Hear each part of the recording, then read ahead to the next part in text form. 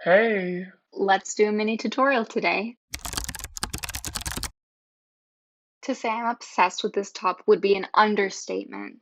I made this in green and I'm going through a manic phase, so I also made it in yellow, sans mock neck and con nipplés. Still feeling slightly unhinged, so I decided to make this top in another color and decided to film it all, even though I just got back from the salon and got uneven bangs and short layers that I did not ask for. Anyway, there's this crop top that my mom used to wear in, I think that's the 70s or 80s, that she tried to give to Goodwill 6 years ago, and I found that in the Goodwill bag. Um, Definitely took it and stole it. Sorry to whoever would have found that, but I absolutely love this and wish I had it in different colors and textures. And I recently discovered the ribbed half double crochet stitch when I was making beanies and realized I had the perfect amount of stretchiness for this top. So if you know how to half double crochet into back loops, then you're good. If not, then you only have one stitch to learn, so that's not too bad. So this top is worked side to side rather than top to bottom to create the vertical ribbing and keep the neckline and the straps. It's like one continuous piece. To start the top, I made a chain that's the length from the bottom of my underarm to where I wanted the top to end, which would be my waist, since I want this to be cropped. And then I added an additional chain. So in total, that was 30 chains for me, and I'm about a size medium large. From there, I did a half double crochet into the second chain from my hook, and then half double crochets into each chain until I reached the end of the row, where I chained one and turned. So for the next row, I started working in the back loops to create the ribbed effect. And then I did half double crochets into each chain's back loop for that second row. When I reached the end, I chained one and turned. The next row, the third one, is where I started shaping the armhole. So I started with an increase. I did 3 half double crochets into the back loop of the first chain to start the increase, and then 1 half double crochet into each back loop until the end of the row. Chain one and turn. Take a shot of water every time I say chain one and turn. The next row from here will just be half double crochets in the back loop until reaching the end, and take a shot of water because we'll be chaining one and turning.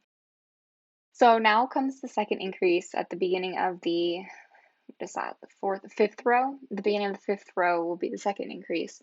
So it's just the same 3 half double crochets into the first back loop and then half double crocheting into the rest of the back loop, rest of the half double crochet back loops. When you reach the bottom of that chain one, turn and make sure you're staying hydrated right now. You'll also repeat that back up. So you'll repeat half double crochets into each back loop, and then you'll be at the top. And now you're ready to make the shoulder part. To get to the shoulder, your numbers may vary from mine depending on like how long your torso is, and just preference. Uh, so I chained. I held the top up, and I chained until I reached my shoulder. For me, that was about 30 chains.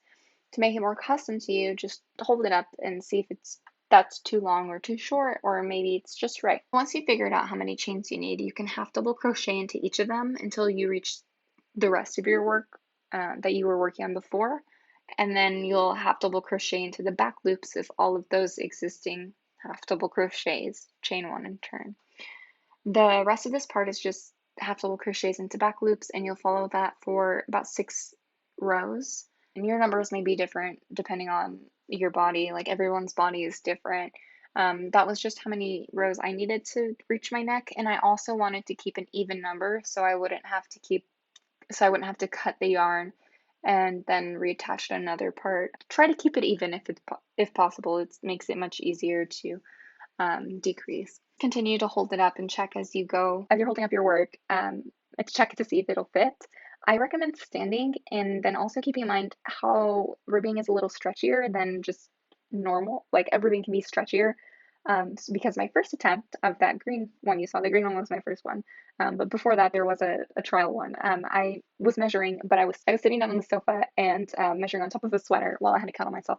So that's not really the best way to get an idea if it'll fit or not because it ended up being twice the size, like twice the width that I had envisioned for it. So once you reach the end of your 6 rows, or however many rows you needed to reach your neck, we'll start working on the neck. So start working on the 7th row. You should be at the bottom of your work and going up. So start working on that 7th row like you did to create that shoulder part after the increases until you reach like 8 stitches from the end.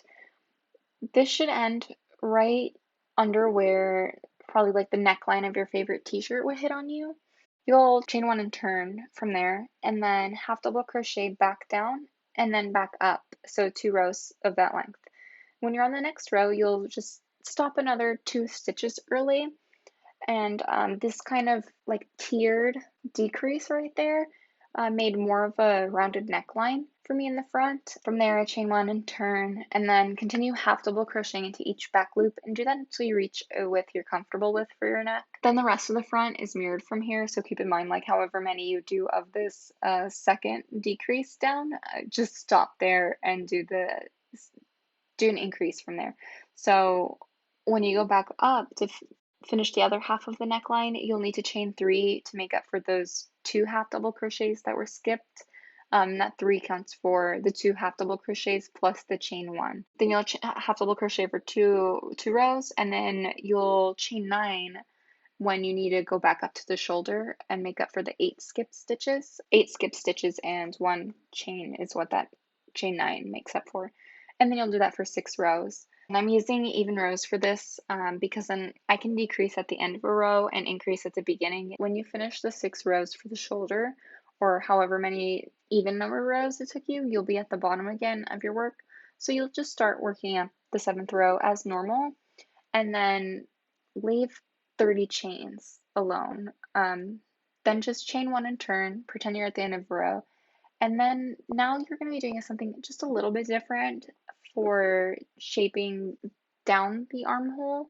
You'll be doing decreases, but I'm not sure if it's technically like a reverse half double crochet. I'm not sure if there's an actual term for it. But instead of doing a half double crochet into the next loop, you'll insert your hook into the back loop of the first stitch that's there. Pull the yarn through so you'll have 2 loops on your hook. Then you'll put your hook into the next stitch next to it, pull it through so you have 3 loops on your hook. Put your hook in the next one and pull out another loop so you have 4 total. Then I just pretended it was a half double crochet and yarned over and pulled through all the loops, so then I only had 1. From there, do the next row normally and then repeat this decrease again one more time and then do another normal row. Now the front is done and we'll continue working to the back from this piece. Put a finger down if you have a cat that didn't care about yarn, and then one Saturday morning when you were making coffee and excited to have some time alone at home, you hear a weird like wheezing noise and look over your shoulder and your cat was there choking on a piece of yarn and then spazzed down and started running away with yarn hanging out of his mouth, and the skein started unraveling and you were chasing him and you accidentally stepped on the yarn trail and the yarn literally disintegrated and you're not sure how much he actually ingested, and then you spend 2 weeks worrying about him and now you have flashbacks every time you're working on a project and see him. I was dry sobbing. To transition to the back, I found that it was a little tight, so I needed to add an extra row here in the armhole. So I just did a 1 plain row, no increase, no decrease. The back of this top is very similar to the front. I essentially followed the same steps that I did for creating the first armhole for the front as I did on the back. So the increases are the same. The row with the 3 half double crochets in one first stitch, normal row, and then repeating that again before chaining 30 is the same. To keep the neckline consistent, that 6 rows is also the same.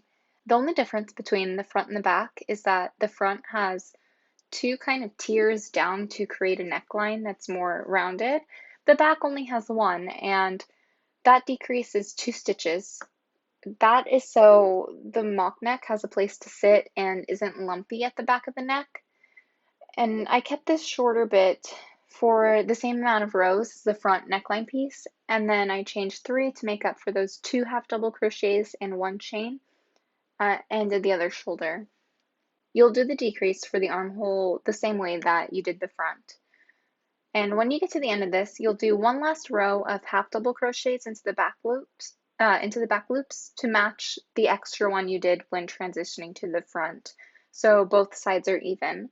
Then you'll line up the front and the back and attach them by chaining the pieces together through their back loops. Next, you'll seam the shoulders together. Here, I'm single crocheting into each stitch because I don't want the tops of the shoulders to be super tight, and then I'm cutting the yarn to weave in later.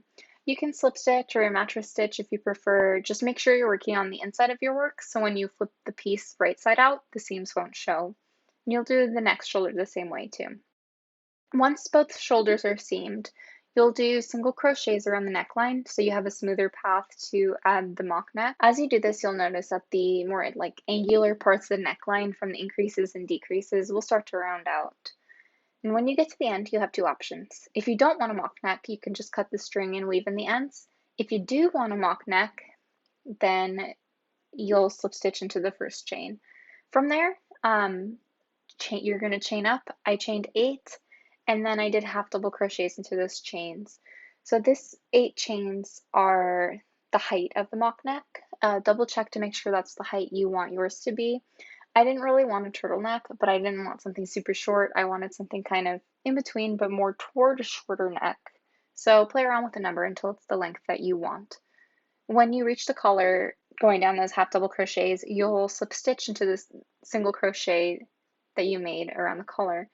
Then to start the next row, you'll slip stitch into the next single crochet around the corner, turn your work, and then half double crochet into the back loops of that half double crochets you just made. Then you'll chain 1 and turn, and then repeat and go around the rest of the neckline like this. To make the top more finished, I single crocheted around the bottom of the top as well as both of the armholes, just like I did for the neckline. And then I weaved in all the loose ends. Alright, it's done! As you can see, because of the straight lines, it is even, but the straight lines will highlight any asymmetry you may have. And for this asymmetry, you can thank my surgeon who did my breast reduction to fix my asymmetry and went too far and made it way too asymmetrical the other way. So thank you, doctor. Whatever your name was, I can't remember, but thank you. And yeah, thank you for watching. I am very happy that you're here, and if you like these videos, please like, comment, or subscribe, or maybe all of the above. Let me know what you want to see next. Bye!